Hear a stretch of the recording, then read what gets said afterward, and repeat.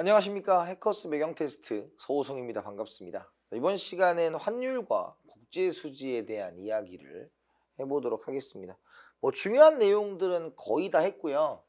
여기서는 이제 국제수지에 대한 이야기와 문제를 풀어서 여러분들 것으로 만들어 보도록 하겠습니다.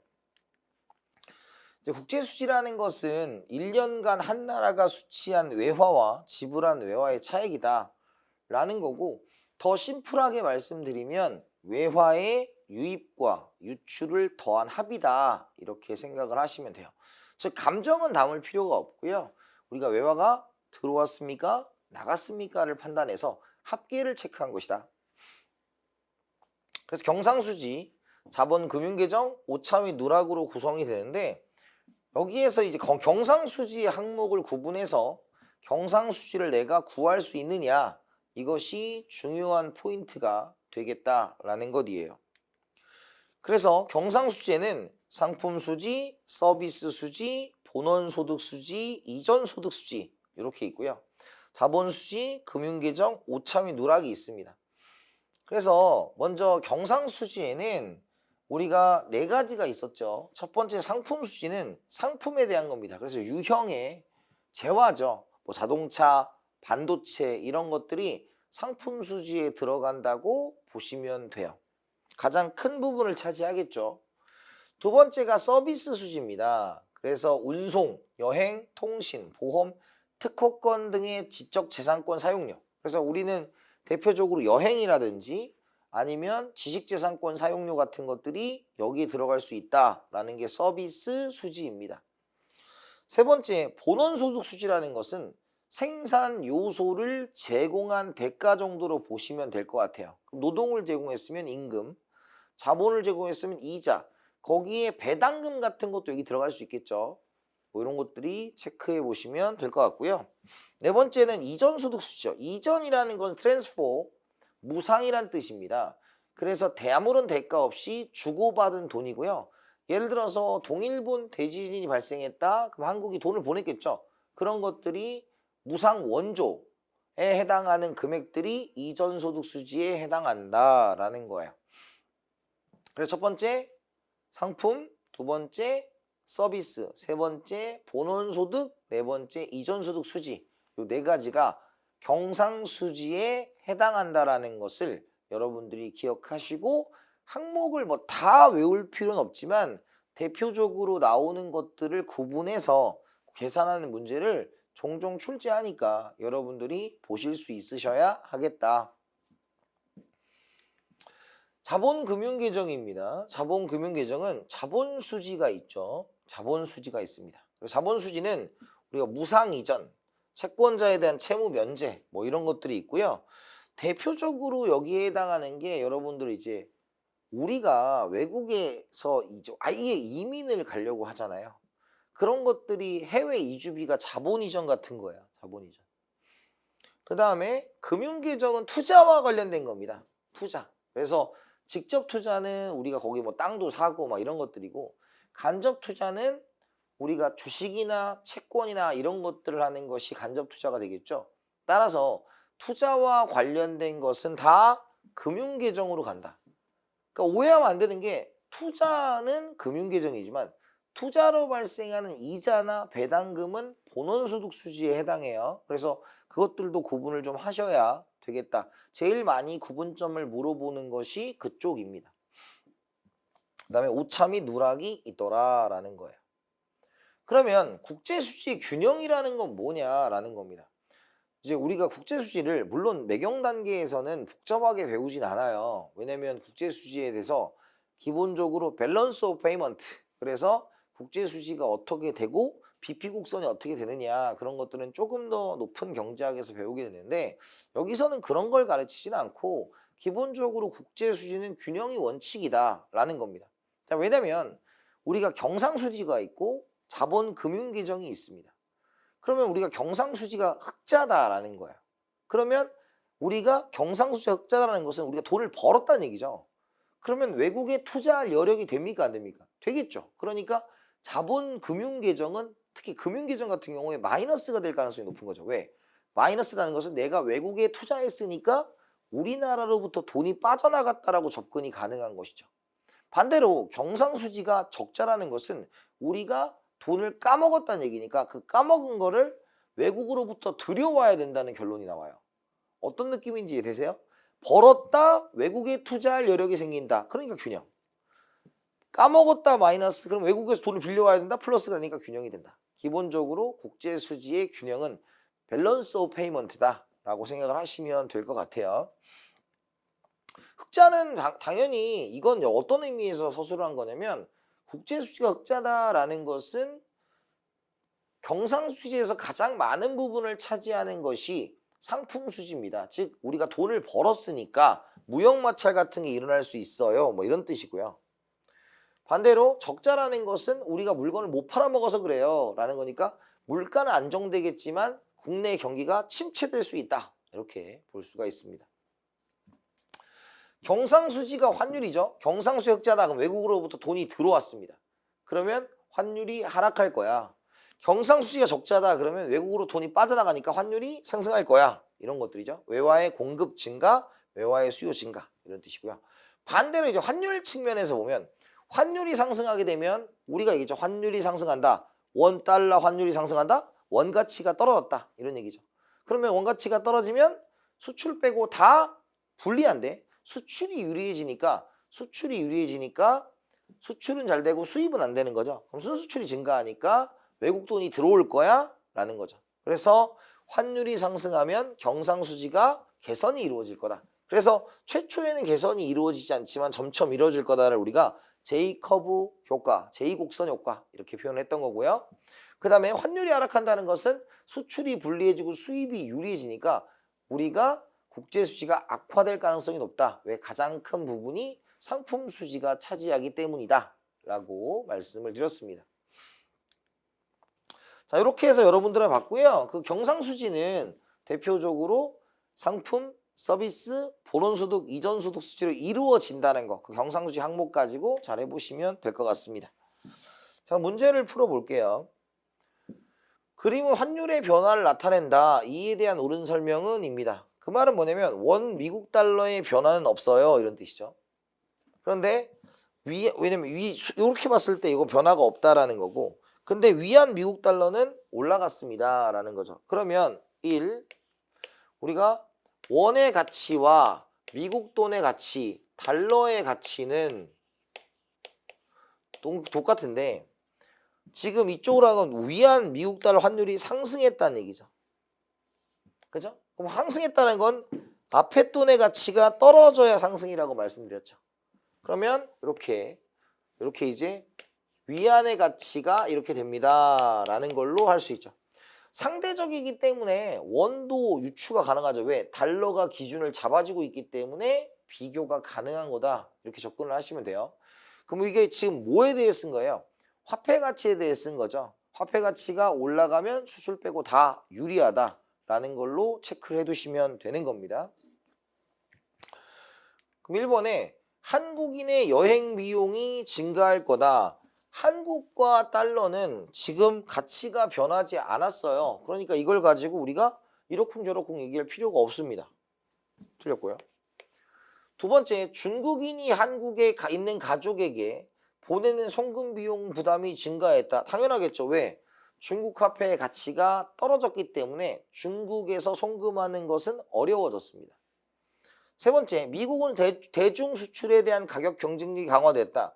가격 경쟁력이 강화되려면 화폐 가치가 떨어졌어야 되는데 위안보다 가치가 올라갔죠. 그러니까 강화된 것이 아니라 약화되었다.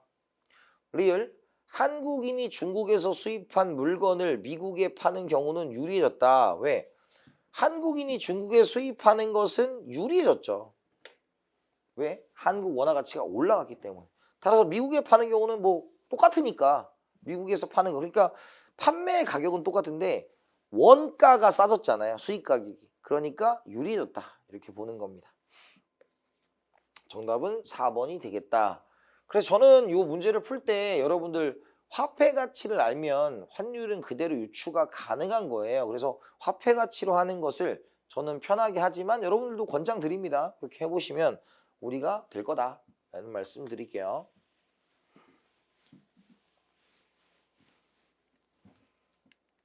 2번 다음과 같은 환율의 변동 추세가 지속될 때 나타날 수 있는 영향으로 가장 적절한 것은 다른 조건은 일정하다고 가정한다 입니다. 자, 환율이 지금 떨어지고 있죠. 환율이 떨어지고 있어요. 그러면 우리가 유로 환율이 떨어졌다. 원 가치가 올라갔다라는 걸 유추할 수가 있죠. 그 다음에 원 달러 환율이 지금 뭐하고 있어? 떨어지고 있죠. 두 번째, 원 달러 환율이 떨어지고 있다. 그럼 원 가치가 올라갔다라는 거죠. 원 가치가 올라갔다. 그런데 급격하게 떨어졌다는 것은 급격하게 가치가 떨어졌다는 거죠. 그러면 유로와 달러 중에서 유로 가치가 더 빨리 떨어졌다라는 걸 알 수 있으니까 이걸 종합하면 화폐 가치 순을 쓰면 원의 가치가 가장 높고 달러 가치이고 그 다음에 유로의 가치예요 라고 이렇게 순서대로 적으면 될 것 같습니다. 자, 1번 달러와 자금을 차입한 한국 기업의 상환 부담이 감소할 것이다. 한국 기업은 상환하는데 부담이 있어요? 없어요? 없습니다. 그래서 정답은 1번인가요? 모르는 건가? 네, 1번이네, 1번. 두 번째, 유럽을 여행하는 우리나라 사람들의 여행비 부담은 증가한다. 지금 원화 가치가 제일 높죠? 여행비 부담 없어요. 틀렸습니다. 3번, 국내 수입 자동차 시장에서 유럽산 자동차보다 미국산 자동차의 가격 경쟁력. 가격 경쟁력이라는 것은 수출이 유리해진다는 뜻이죠. 싸진다는 뜻이니까. 그런데 지금 제일 싸진 게 뭡니까? 유로죠. 따라서 가격 경쟁력이 가장 높은 것은 유로일 것이다. 틀렸고.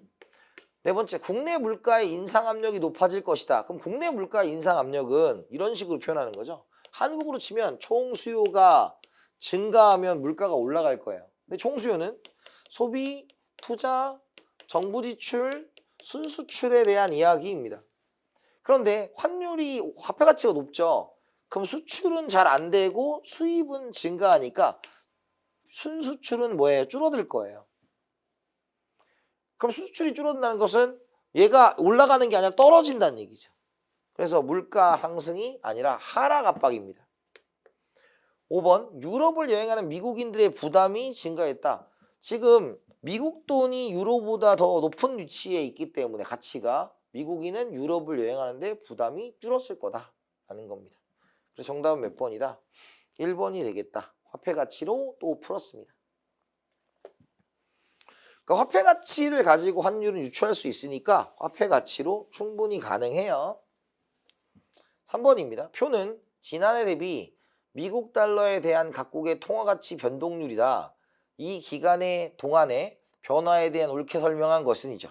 동그라미가 화폐 가치 변동률이에요. 근데 달러 대비입니다. 그러니까 달러로 다 이제 비교가 가능하게 만들어 놓은 거죠. 그러면 순서가 지우고요.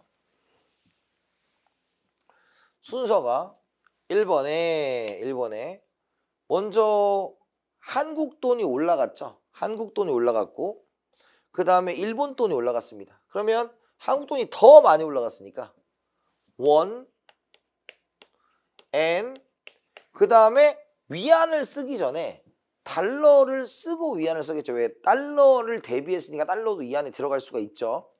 그래서 달러가 되고 그 다음에 위안이 된다. 이런 식으로 화폐 가치 순으로 썼습니다. 자, 1번. 원달러 환율은 하락하고예요. 그러면 원달러 환율이 하락했다는 것은 원가치가 올라갔다는 거니까 맞는 얘기죠. 두 번째, N달러 환율은 상승했다는 것은 얘가 상승했으면 얘는 뭐예요? N가치가 하락했다라는 거죠. 그런데 지금 N가치도 달러보다 뭐예요? 가치가 높습니다. 그러니까 틀렸죠. 두 번째, 중국에서 한국 상품의 가격 경쟁력이 일본 상품에 비해 강화됐다라는 거죠. 그럼 가격 경쟁력이 강화되려면 원화 가치가 떨어져야 돼요. 그런데 지금 원화 가치가 더 높죠, 엔화보다. 그러니까 가격 경쟁력이 생길 리가 없어요. 틀렸습니다. 세 번째, 디귿. 달러화로 환전하여 일본 유학을 가려는 중국 유학생의 부담은 증가하였다라고 했는데 지금 중국 유학생은 어딜 가도 왜 부담이 증가하는 거예요? 화폐 가치가 가장 낮기 때문에. 네 번째, 작년 8월에 대출받은 엔화 자금을 상환하는 국내 거주 한국인은 환율 변동으로 이득을 못 상 갚아야 되는 거죠. 수출이 아니잖아. 그럼 이득을 봤어야 돼요. 뭐가? 화폐 가치가 올라갔으니까. 그래서 원화 가치가 높으니까 갚기에 부담이 없어졌다. 이렇게 보는 겁니다. 그 정답은 디귿과 리을인 5번이 되겠다라는 것으로 보시면 됩니다.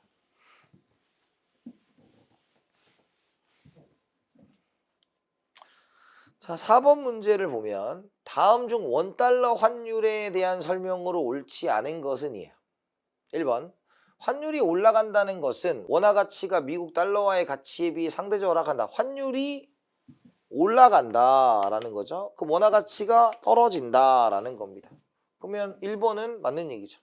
두 번째, 장기에서 우리나라 물가 상승률이 미국의 물가 상승률보다 더 높은 경우 환율이 올라간다. 우리가 구매력 평가서에서 우리나라 물가 상승률 10%고 미국의 물가 상승률이 5%면 빼면, 즉 한국의 물가 상승률 빼기 미국의 물가 상승률은 원달러 환율의 변화율이죠. 그러니까 뭐예요? 올라가야 되겠죠. 높으니까. 그죠? 세 번째, 환율이 내려가면 국내 대미 수출 기업들의 수출은 증가한다. 환율이 내려간대요. 환율이 내려가면 우리나라 입장에서 원화 가치가 높아지는 거고, 원화 가치가 높아지면 수출이 잘 안 된다라고 말씀을 드릴 수가 있는 거죠. 틀렸네. 4번, 환율이 내려가면서 미국의 유학생 자녀를 둔 부모들의 학비 송금에 대한 부담이 줄어든다. 환율이 내려가면 원화 가치가 올라가야 환율이 내려가는 거잖아요. 그럼 우리나라 입장에서 돈 붙여주기 쉽죠. 5번, 미국인들의 주식 투자금이 국내에 유입되면 환율이 내려간다. 국내에 유입된다라는 것은 외화의 공급이 증가하니까 환율이 하락한다입니다. 그래서 정답은 3번이 되겠다라는 것이죠. 그래서 환율의 변동에 따른 영향 그리고 변동 방향에 대해서 묻는 문제였습니다. 5번이에요. 금년도 한국의 물가 상승률은 4%, 미국의 물가 상승률은 2%, 그리고 원달러 명목 환율의 하락률이 5%인데 실질 환율의 변화는 입니다. 자, 그럼 먼저 1번이 실질 환율을 구하는 것은, 실질 환율은 E 곱하기 PFP였다라는 거죠. 이게 뭐였다? 실질 환율을 구하는 것이었습니다. 그런데 우리 예전에 이거 기억나실지 모르겠는데 MV는 PY 했을 때 이게 뭐였어요? 변화율로 바꾸면 통화량의 증가율 더하기 유통속도의 증가율, 물가 상승률, 그 다음에 우리가 실질 경제 성장률 이렇게 표현하는 거였습니다. 그래서 우리가 곱하기 형태가 있으면 변화율로 바꾸면 더하기가 돼요. 그럼 나누기는 뭐가 될까요? 빼기가 되는 거죠. 그거를 우리가 여기서 집어넣는 겁니다. 그래서 우리가 이걸 실질 환율에 변화율로 바꾸게 되면, 실질 환율의 변화율로 바꾸게 되면 이렇게 바꾸면 돼요. 첫 번째, 명목 환율의 변화율 더하기 외국의 물가 상승률, 그죠? 더하기, 이게 빼기죠? 빼기 자국의 물가 상승률입니다. 이렇게 식을 변형하는 거죠. 그러니까 이건 이 식을 변형하는 걸 전부 외울 필요는 없고, 여러분들이 이 식을 알고 있으면 그것을 변화율로 변형하는 걸 하시면 되는 거죠. 그 문제에서 한국의 물가 상승률은 4%고 미국의 물가 상승률은 2%고 원달러 명목 환율의 하락률이 5%라면 이거죠. 그러면 마이너스 5 더하기 2 빼기 4 이렇게 되는 거죠. 그러면 실질 환율은 이렇게 하면 마이너스 7% 이렇게 나오는 겁니다. 그래서 5번 7% 하락한다. 그래서 이렇게 구하는 것도 있더라라는 걸로 체크해 두시면 됩니다. 자, 6번이에요. 다음 구매력 평가설에 대한 설명 중 올바른 것을 보기에서 고르면입니다. 기억. 거래 비용과 비교육제가 없어야 성립한다라는 거죠. 당연히 거래 비용과 비교육제가 없어야 자연스럽게 세계의 물건이 돌아다니면서 일물일가의 법칙이 성립하기가 좋습니다. 맞는 얘기고요. 니은 로컬 시장에서는 다양한 경쟁사들이 존재해 모든 나라에서 일물일가의 법칙이 성립할 수 없겠죠. 당연히.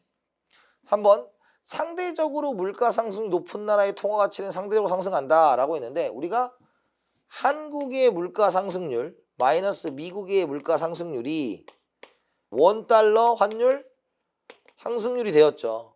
그럼 한국의 물가 상승이 올라가면 얘가 올라가는 거잖아요. 그 말은 뭐냐면 물가가 올라간다는 것은 그 나라의 화폐 가치가 작아짐을 의미한다 라는 것이에요. 그래서 상대적으로 하락한다.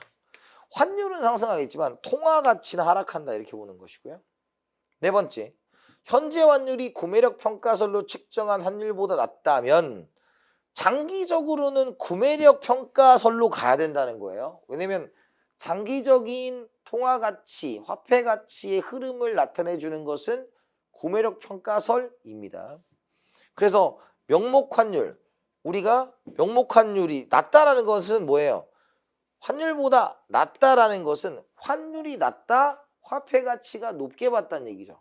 그러면 현재 명목 환율은 원화의 구매력을 과대평가했다. 다시 우리가 환율보다 낮게 봤다라는 건 뭐예요? 1달러에 1,000원인 것이 구매력 평가 환율인데 환율을 1달러에 500원으로 봤다면 우리나라 원화 가치를 높게 평가한 거죠. 높게 평가했다는 것은 결국 구매력을 과대평가하고 있다라는 걸로 보시는 겁니다. 그래서 정답은 기억 니은 1번이 되겠다라는 것이고요. 이런 문제가 이제 매경 테스트에서 낼 수 있는 문제 수준이다라는 것이에요. 7번입니다. 다음 우리나라의 교육 조건에 대한 설명으로 옳은 것은 이에요. 교육 조건은 이런 거예요. 이거를 넣은 거는 무역에 들어가도 되겠지만 환율 때문에 낸 겁니다. 우리가 교육 조건이라는 것은 가장 많이 쓰는 게 이런 걸 쓰는 거죠. 수입 가격 그리고 수출 가격 곱하기 100입니다. 그래서 교육 조건은 수입 가격분의 수출 가격 곱하기 100이다 라고 보시면 돼요. 그러면 환율이 상승한대요. 환율이 상승하면 우리나라 상품이 싸지게 됩니다. 그래서 수출이 잘 되는 논리였잖아요. 따라서 수출 가격이 싸지게 되니까 교육 조건이 악화된다라고 보는 겁니다. 악화된다. 국제 효과가 오르면 교육 조건은 악화된다. 국제 효과는 수익 가격이 올라가면 교육 조건이 악화되겠죠. 교육 조건이 개선되면 우리나라 사람들의 생활 수준은 악화된다 그랬는데 교육 조건이 개선된다라는 것은 우리가 전보다 더 많은 걸 받을 수가 있는 거죠. 그러니까 악화된다고 단정지어서 말할 수는 없고요. 네 번째, 수출 상품 가격이 수입품 가격에 비해 하락하면이에요. 수출 상품 가격이 수입품 가격이 하락하면 그러니까 얘가 더 떨어진다는 얘기죠. 그럼 교육 조건이 악화된다. 그러니까 교육 조건은 분자가 커져야 좋은 거고 분모가 커지면 안 좋은 건데 수출 상품의 가격이 높아지면 교육 조건은 좋은 거고 수입 상품의 가격이 높아지면 교육 조건은 악화된다라는 걸 가지고 문제를 낸 겁니다. 그래서 정답은 우리가 4번이 되겠다라는 것으로 체크해 두시면 될 것 같아요.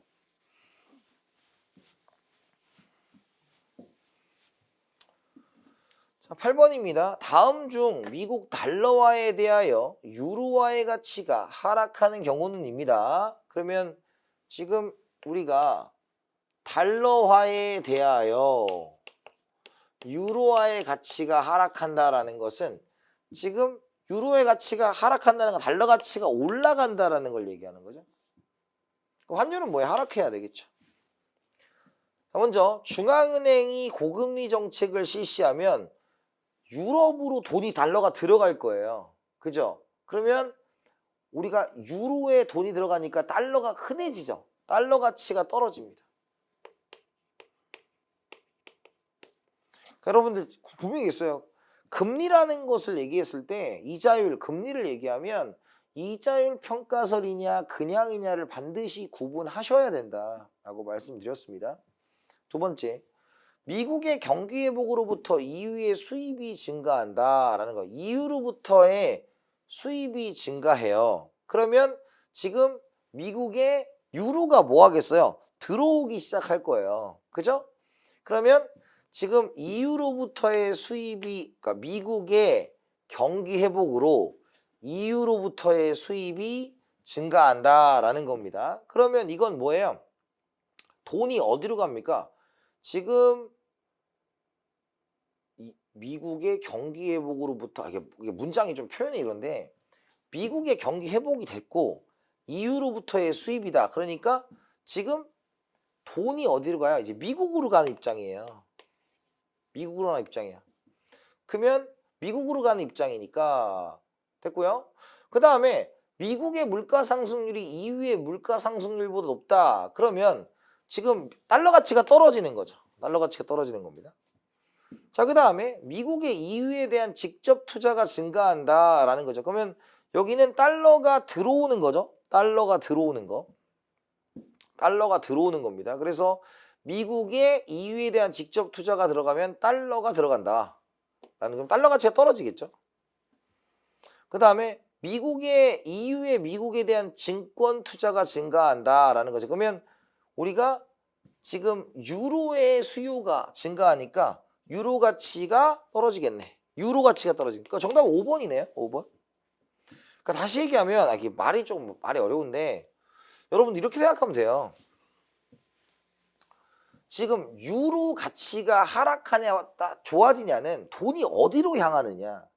그러면 돈이 많아진 곳에는 화폐 가치가 떨어지는 거고 돈이 많이 필요한 곳, 그러니까 돈이 많아지면 흔해지면 가치가 떨어지고 귀해지면 가치가 올라간다. 그래서 이후에 중앙은행이 고금리 정책을 실시하면 우리가 유로화의 가치가 올라가겠죠. 그 다음에 미국이 경기 회복을 하게 되면 이유로부터의 수입이 증가하면 유로를 자꾸 사야 될 거니까 유로의 수요니까 유로 수요가 올라가 유로의 가치가 올라갈 거다. 미국의 물가 상승률이 이후의 물가 상승률이 높으면 달러 가치가 떨어지니까 유로의 가치가 올라갈 거다. 미국에 대한 이유에 대한 직접 투자가 증가하면 우리 직접 투자하면 유로를 사야 되죠. 유로의 가치가 올라갈 거다. 이후에 미국에 대한 증권 투자가 하면 달러를 사야 되니까 유로 가치가 떨어진다. 이겁니다. 정답 5번이네요. 그래서 돈이 어디로 가는지 그것을 누가 사는지를 잘 보시면 될 것 같다. 라는 것이에요. 자, 그 다음에 9번입니다. 변동환율 제도화에서 원달러 환율을 하락시키는 요인이죠. 그러면 원달러 환율을 하락한다는 것은 우리가 수요가 감소하거나 이번에 공급이 증가하면 환율이 하락하겠죠. 첫 번째, 우리가 미국 달러 자본의 국내 투자가 확대되면 외화의 공급이 증가합니다. 미국산 제품의 국내 수입이 증가하면 수요가 증가하겠죠. 미국 달러 자본의 국내 부동산 매입은 공급이 증가할 겁니다. 국내산 제품의 수출이 증가하면 공급이 증가하겠죠. 미국 달러 자본의 국내 주식을 매입하면 공급이 증가할 겁니다. 그러니까 2번만 아니네요. 정답은 2번이 되겠다라는 거. 그래서 환율의 변동에 대해서 답을 찾을 수 있느냐를 물어봤습니다.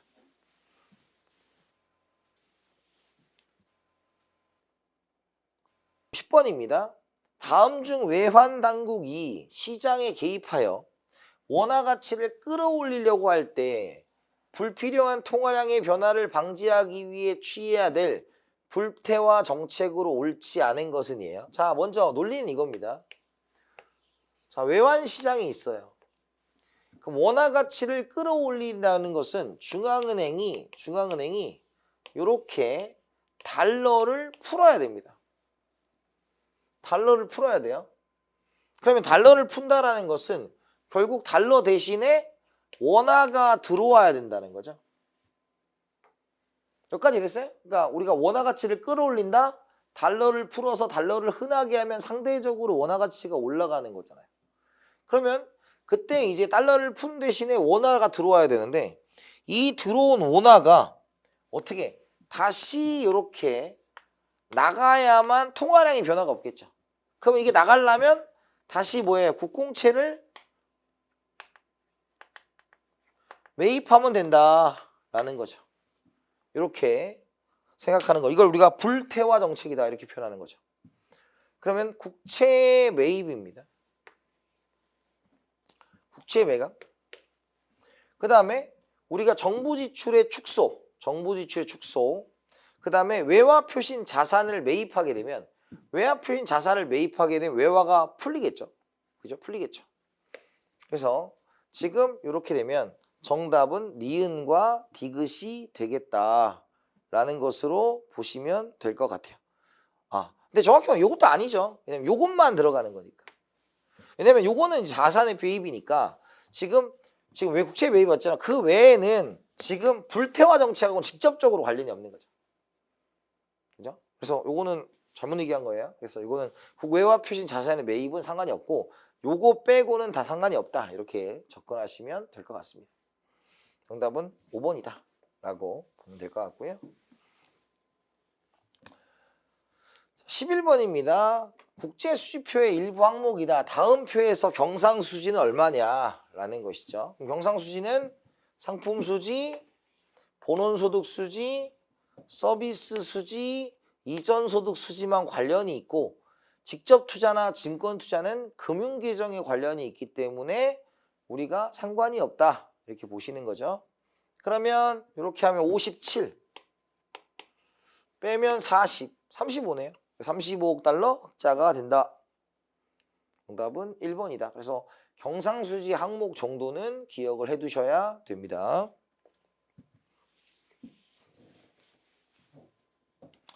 12번이에요. 표는 우리나라의 국제수지표이다. 이에 대한 설명으로 옳은 것은 단 오차 및 누락은 0이다 라는 것이죠. 그러면 여기가 뭐예요? 기억이 경상수지가 되겠죠.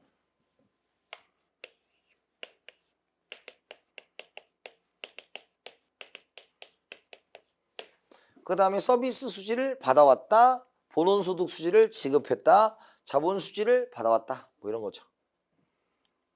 기억이 흑자라면 자본금융계정도 흑자다. 그런데 우리가 국제수지는 기본적으로 밸런스 오브 페이먼트라고 했죠. 그러니까 이쪽이 흑자면 이쪽은 적자일 가능성이 높아요. 이런 거죠.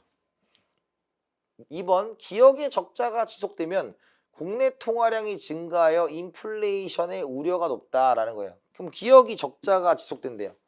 그러면 우리나라의 수출이 잘 안 되는 것이죠. 수출이 잘 안 된다는 것은 뭐가 안 되는 거다? 수출이 안 된다는 것은 기본적으로 우리나라의 인플레이션의 우려가 안 되는 거죠. 왜? 인플레이션은 총수요가 증가하는 거고 총수요는 소비, 투자, 정부 지출, 순수출인데 얘가 뭐예요? 줄어든다라는 얘기니까요. 3번 국내 기업이 보유하고 있는 특허권을 외국 기업에 팔면 니은이 감소한다. 특허권을 판매하면 여기서 돈이 들어오는가요? 들어오니까 니은이 감소하는 게 아니라 니은이 증가해야 되겠죠. 왜? 특허권을 판매하고 돈을 받아왔기 때문에. 4번째, 국내 기업의 주식을 보유한 외국인이 배당금을 해외로 송금하면 디귿이 증가한다라는 거죠. 그래서 배당금은 본원소득 수준인데 그 돈이 외국으로 빠져나갔으니까 마이너스죠. 그러니까 정답은 4번이 되겠네요. 5번, 한국은행이 국내 외환시장의 달러화를 매각하면 리을이 감소한다. 달러화를 매각하면 그죠? 리을이 감소하는 것이 아니라 증가하겠죠. 그래서 정답은 4번이 되겠다라는 것이고요. 13번입니다. 한 나라에서 자본 도피가 일어난대요. 그러면 돈이 쫙 나가는 거죠. 그럼 외환의 수요가 뭐여야 돼요? 증가해야 됩니다. 그럼 환율이 상승하고 환율이 상승하게 되면 어떻게 되겠어요? 우리가 수출이 잘 되겠죠? 수출은 증가한다. 정답은 1번이 되겠다. 자, 이렇게 해서 여러분들하고 우리가 매경 테스트 경제 파트에 대해 살펴봤고요. 실제로 여러분들 시험장에 가서 시험을 보시면 저도 시험을 많이 봤고 최우수까지 있기 때문에 말씀을 드리지만 문제 자체가 굉장히 고차원적이거나 그러진 않아요. 다만 여러분들에게 정말로 필요한 부분에 있어서 충실히 가르치려고 노력을 했고요. 제가 수업 시간에 강조한 부분만큼은 꼭 정리해서 시험을 보시면 여러분들이 원하는 등급을 철저하게 맞을 수 있음을 약속드리겠습니다. 꼭 제가 중요하다고 한 부분 복습을 잘 해주시길 바랍니다. 수고하셨고요. 다음에 더 멋진 강의로 찾아뵙겠습니다. 감사합니다.